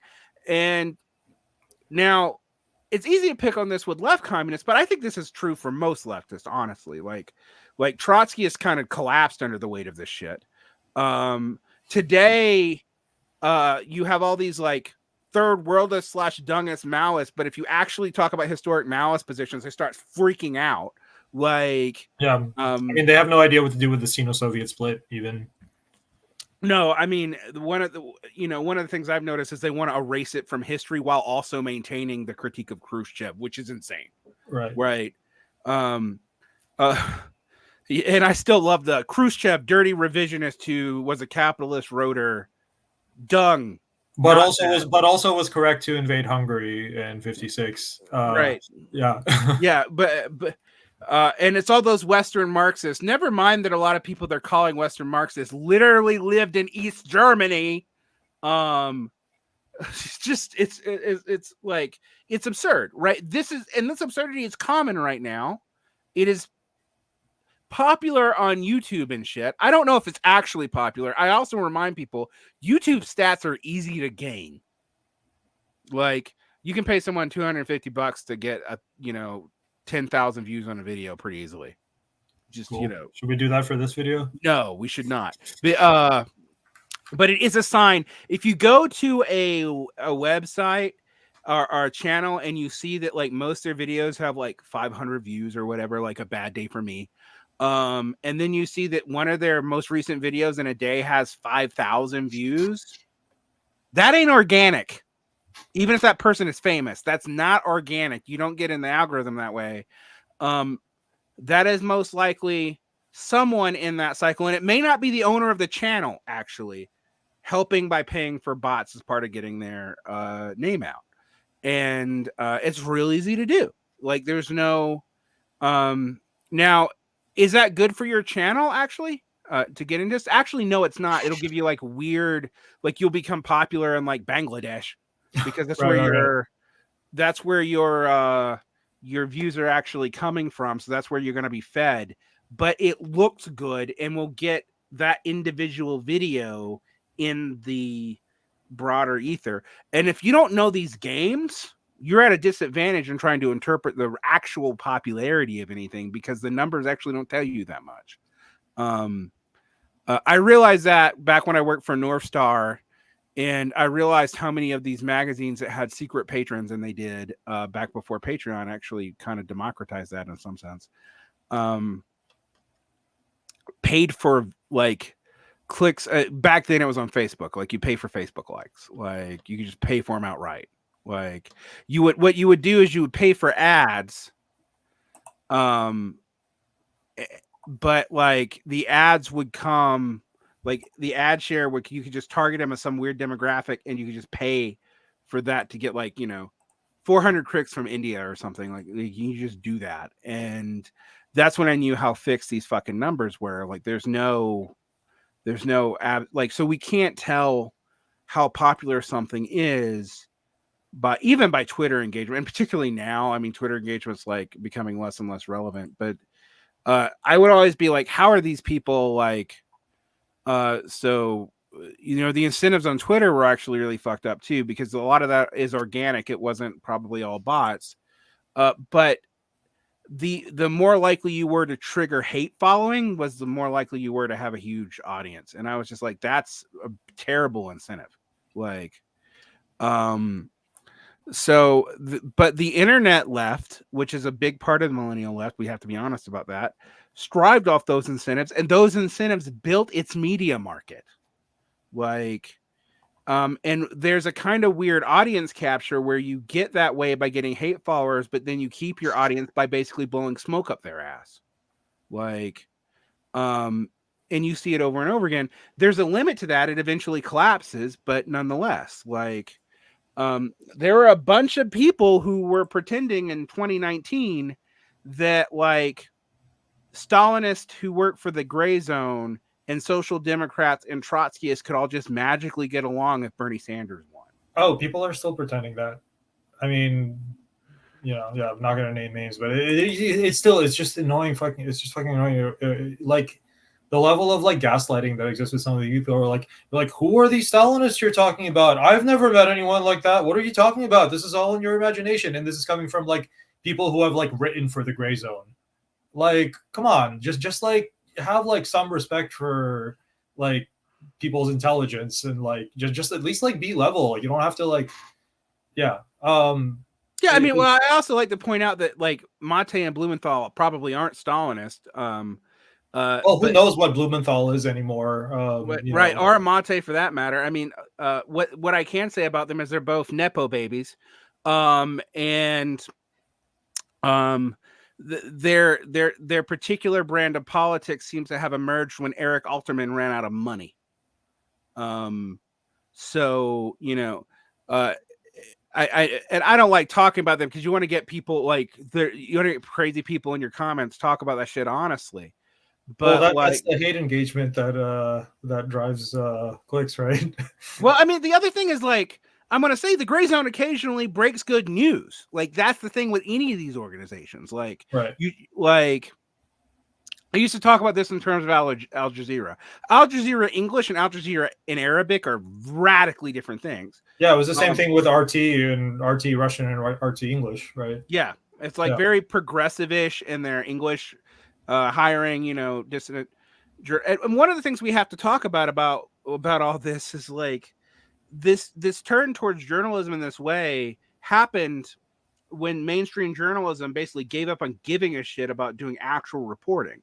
And they started reporting on fucking Twitter. So real journalists had to go where there was money. And, a journalist operation on the standpoint of a state is nothing. Like that's even if you're a shitty like borderline bankrupt state, you can afford a pretty decent media operation on a scale of a state. Oh yeah. Whereas like an individual, you know, yeah, it's almost impossible for you. But I was talking about like, you know, Substack. I'm like, you know, I'm glad Substack exists because we get real journalism for it, but it's actually a sign of decay because there's nobody fact checking that. And so like it's just a flood of info. And I don't want to go back to the old. And when I say this, I sound like a liberal. Like the old system was good; it was terrible. Like it defined a consensus by setting up two oppositions, and that was the consensus politics, and it was highly dishonest. But what we have now is not any more honest; it's just more varied. Like, and you can basically find whatever you fucking want to believe whatever you fucking want. Like we were talking about earlier, people who are trying to convince you that an organization without a fucking air force and that's taking 15 times the losses of the army that it's fighting will somehow just win a traditional military victory without an intervention from a foreign power, which is not likely to happen because it would start World War III. Right. Like, and you know, these other powers are nuclear armed or quasi-nuclear armed. What do you think is going to happen? Like that. And the failure to deal with the nuclear part of this is actually kind of like blowing my mind that people aren't even bringing that up, except maybe that there might be an exchange between Israel and Iran. And I'm like, you don't see how this changes this entire dynamic? Which is weird because people were really ready to bring it up with Ukraine and Russia, right? Yeah. Although in a weird way that made it sound like NATO was either going to do something there was no way NATO was going to do, or that Russia was going to do something that like, there's no way they mean that, guys.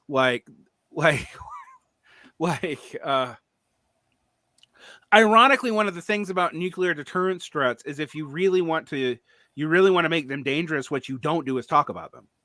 Like if you want someone to take the bait, you're quiet about it.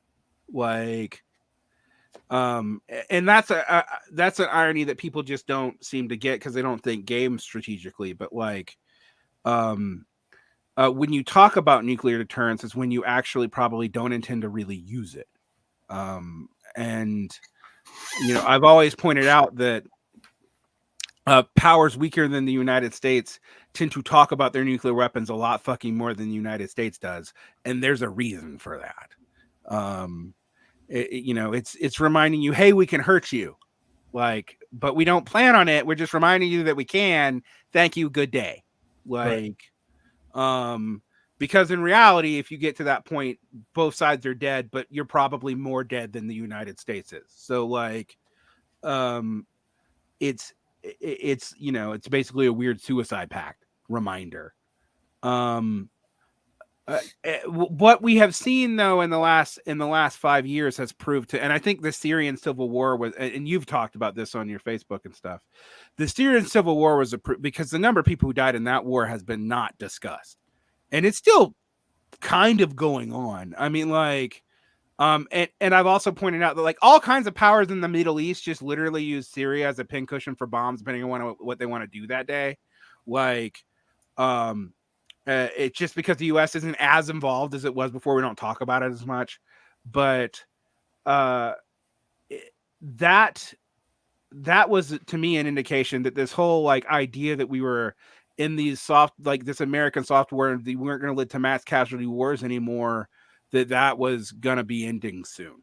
And I don't know that the left has any way to talk about that really, because they haven't. I think the pain of realizing, hey, motherfuckers, you don't actually have that much control over the executive. You do over the legislature, but the legislature doesn't work. And you've been trying to dominate politics through the executive instead of rebuilding this legislature thing or any parapolitical power either. So, like, popular opinion might have an effect. It would only have an effect if Biden loses. But let's like be quite honest about this. Like, the anti-war movement didn't do shit about the Afghan and Iraq wars either. Like, and if we're completely honest, I know that I'm unpopular for saying this, but the 60s anti-war movement didn't do shit about Vietnam. Like the Viet Cong won. Like that's what did something about it. Quit lying to yourselves. Like, and yes, there's a nice statue to American anti-war protesters in Ho Chi Minh City. You know, and I'm sure they appreciate your moral support. But and you know, as I've said, Vietnam is one of those places that doesn't suffer from anti-Americanism like other places that fought America and lost because they fucking won. They don't need to be bitter. But nonetheless, this narrative, I wish we took more seriously. I think the other thing I'd like to talk about maybe a little bit is the end is Hochuli seems to have this softness for mass politics without realizing that, like, historically speaking, mass politics and the way that happens after World War II is incredibly weird. Like, that is not a historical norm. And it's not like we lost some historical norm and should go back to it. That was a moment of like the world just almost blew the fuck up. Like everybody had to care about politics all of a sudden. Like, well, what about the mass politics of, like, you know, late 19th century to World War I? They are not as mass as people think they are. That's right. Part of the issue. I do think there was, like, do you think the mass workers movement was real? The one thing I will say, though, if you think it was verticalist and a clear movement with clear goals, you haven't read the history at all.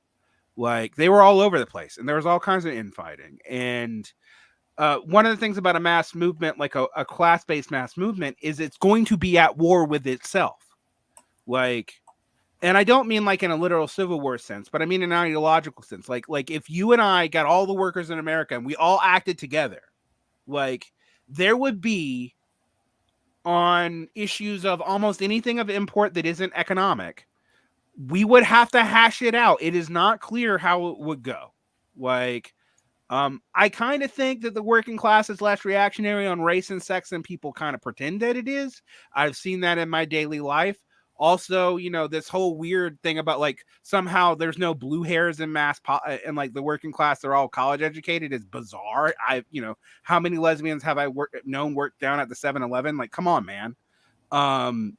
But at the same token, I don't know how it would be settled. It would, I mean, this is one thing that the Platts are kind of right about. I don't like, we have critiques of their weird bourgeois mystification story, but that, like, socialism or communism as it emerged right now in the world as an international movement probably won't look like it did in the past at all. And we'll have to answer questions that are going to make us uncomfortable. What do you do about children? Like, if you don't have an answer to that as a workers' movement, you don't have a future. Like, literally. And that's out of the gate. We don't talk about that shit hardly anymore, except to talk about, like, protecting some minority group of children, which we should protect. Like, but that's not a full politics of social reproduction. It's not. Like, the right talks about that. We tend to have no answer. Like, well, or we have really fantastical, like, kind of theoretical utopian answers. Kinder communism and like artificial wombs for everybody and shit like that. Yeah. Yeah. Well, I mean, I would like to tell people that even since Plato, like, came up with the idea of breaking kinship bonds, no one's ever actually done it. Well, the only thing that has done it is, you know, the relentless march of capital. And even there, it didn't do it entirely. Right. And also, what are our examples of it happening? Residential schools, like anti-black family codes. I mean, like, come on. Like, the idea that found family and that kind of social engineering are the same is weird to me. But I mean, we also just, like, what is the left saying about the failure of school systems today? We should have free college. Well, we can't even fucking get decent elementary schools right now. Like, what are they saying about healthcare anymore? Like, I will like, yeah, there's still some holdouts talking about Medicare for all, but for the most part, everyone shut the fuck up about it. At a moment where we just saw where it would have been really fucking useful to have.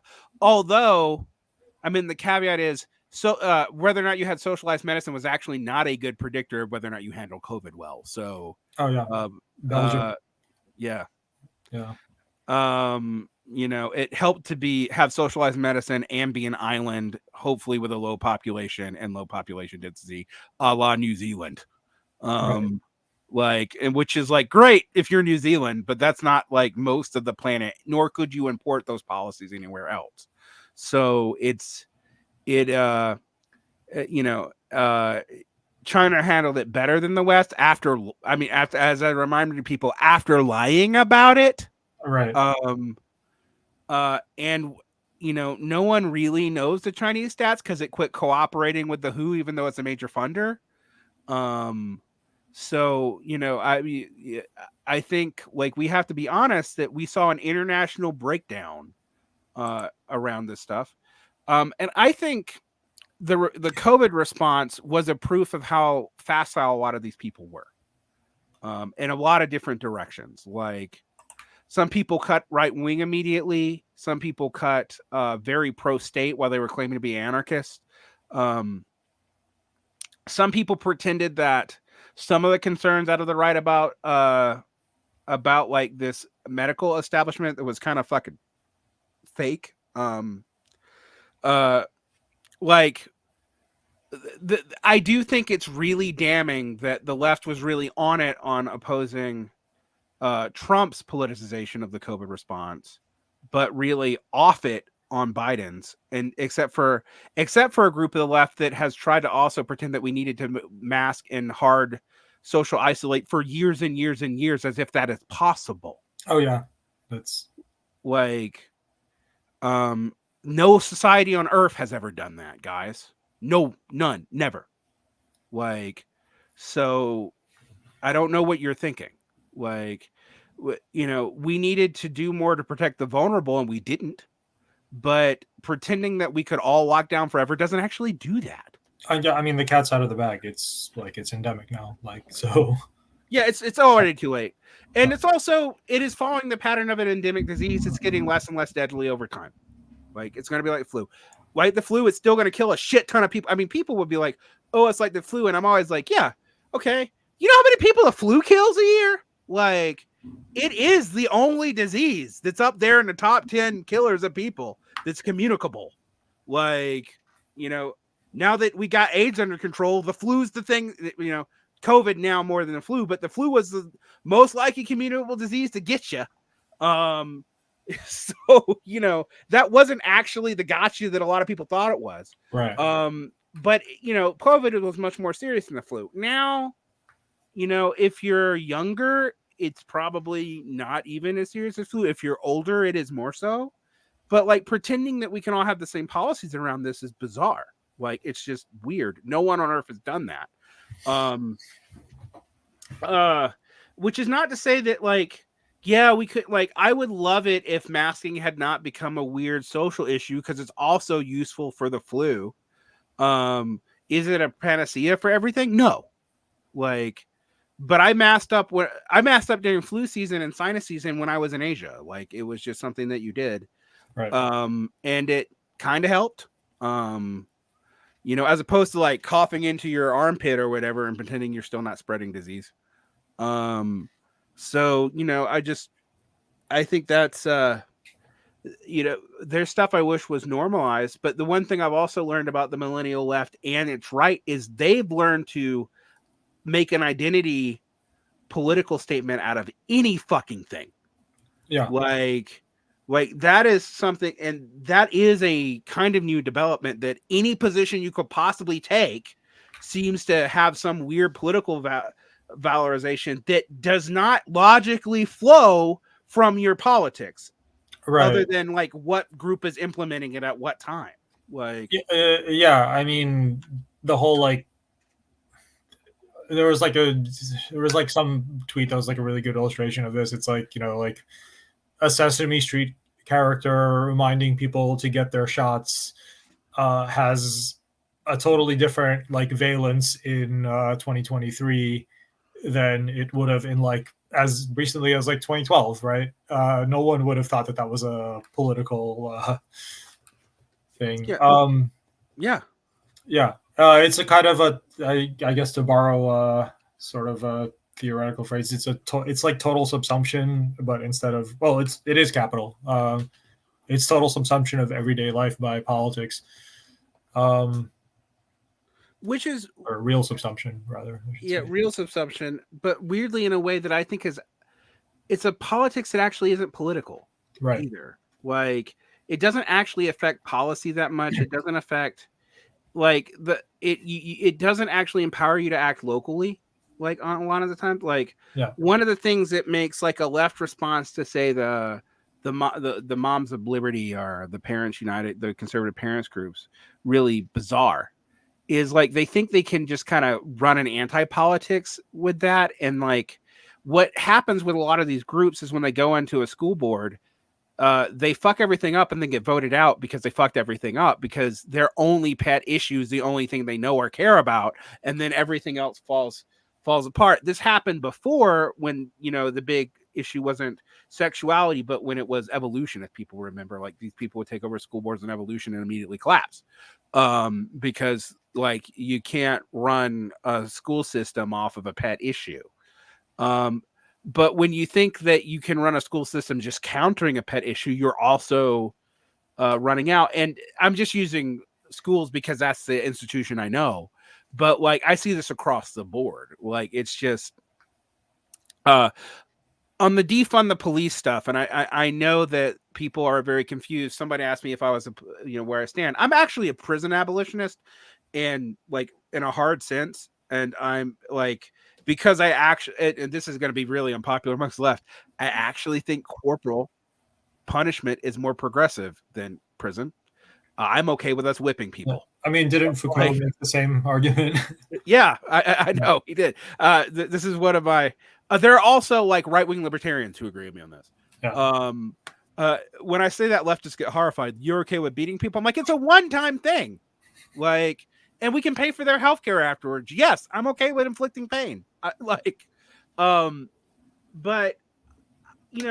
police abolition, there's a lot of bait and switch on what people mean by it. Because on one side, like people, like if you meet people who are sincere about it, they're like, oh, what we mean is not even community policing. We basically mean a militia in which all society takes part, which will serve the purpose of dealing with the most violent elements of lumpen.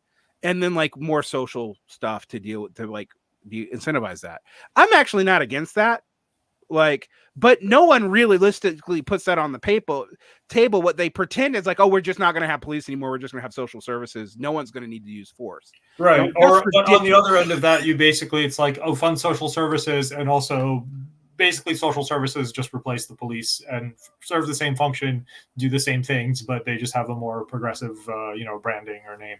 Right. I mean, you saw this with the abolish ICE stuff, where sometimes that meant abolish border control, and sometimes it meant just put ICE back into the ATF. Like, right.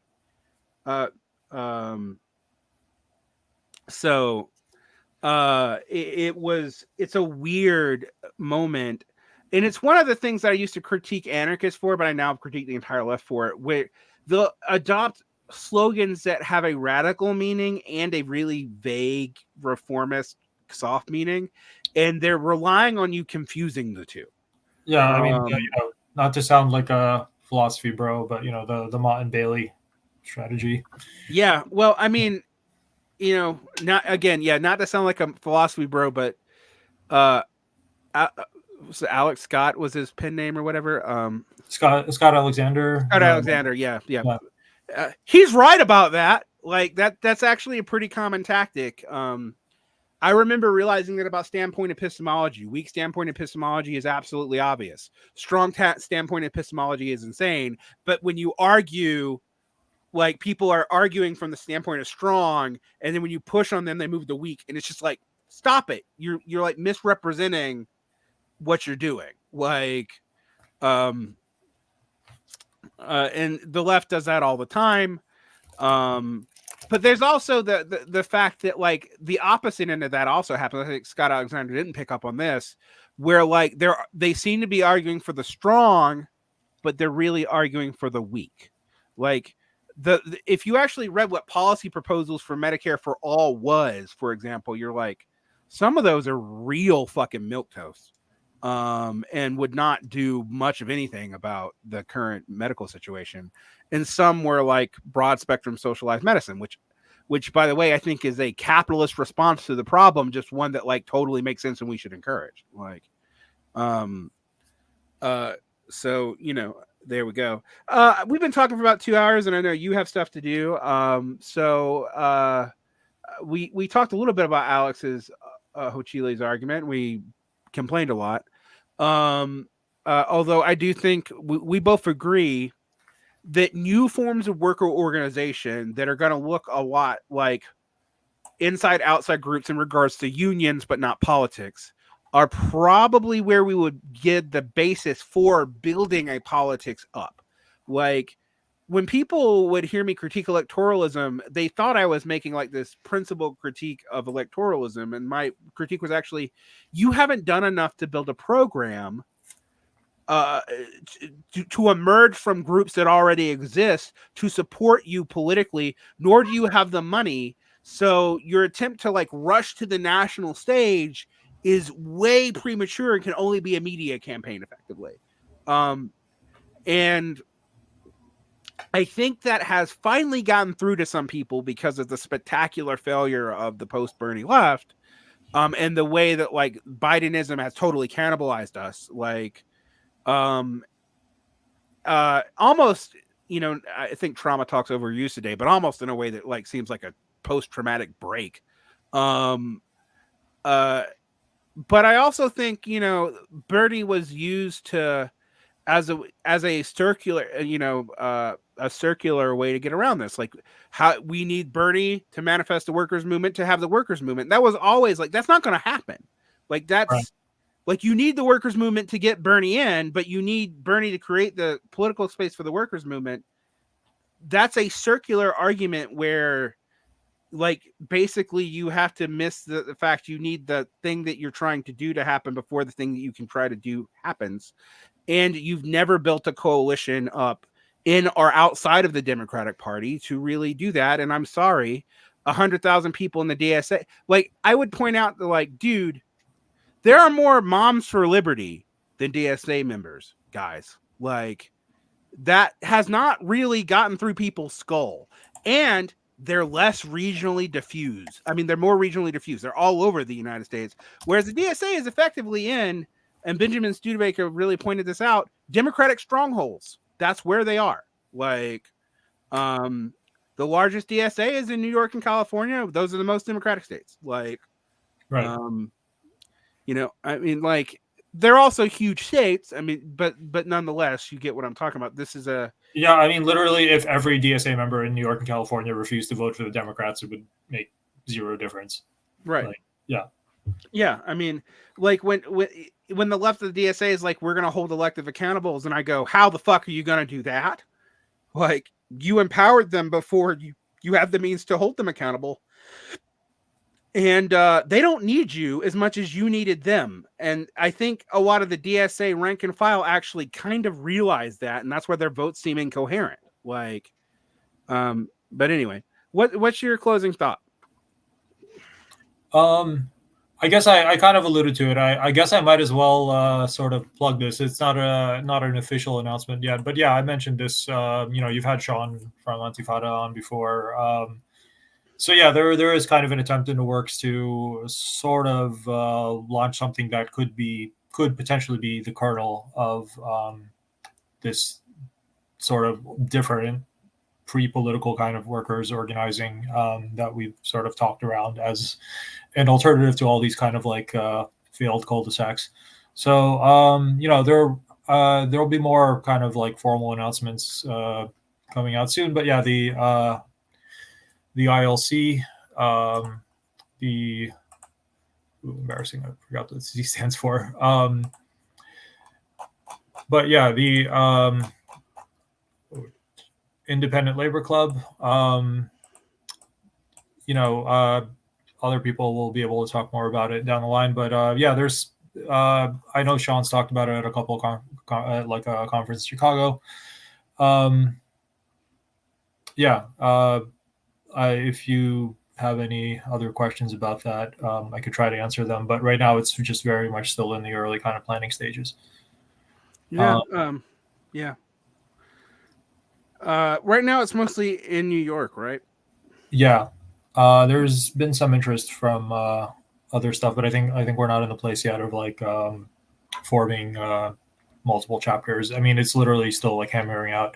But I think it's really productive to try to kind of like go to this kind of pre-political and not like hammering out basic principles in the sense of like not, okay, where do we stand on this, and these like sectarian issues, but kind of more like getting back to basics, like what are we trying to do? How do we like even conceive of something like political power? What do we almost like even what would it actually mean to organize as workers, without kind of trying to escape a lot of the kind of like historical baggage while still being aware of the pitfalls of it. I think you are absolutely right to push this as a means. I've told I have warned Sean that this is going to lead to things he's not going to foresee. That's a good thing. I mean, like it's a good thing. That's the idea, right? Like an independent labor club is going to lead to tensions emerging in membership because the working class, even in New York, is highly diverse and highly diverse, not just in the obvious identity ways, but also in like where they're going to stand on any issue. Working class people tend to be anti-war because they have to fight them, but like how they're anti-war like varies greatly, et cetera, et cetera, et cetera. So I think people need to be excited about that, but open for the fact it's not going to be something that you can pre-predict what it's going to do. And I think that is the right approach to have. Thank you so much for coming on, Alex. As stuff forms up with these independent labor clubs, we'll probably be talking about this with multiple people in the future, because I don't want any one person to feel the weight of trying to represent something as heterogeneous as that. But nonetheless, have a great day. Thanks. You too, man. You too.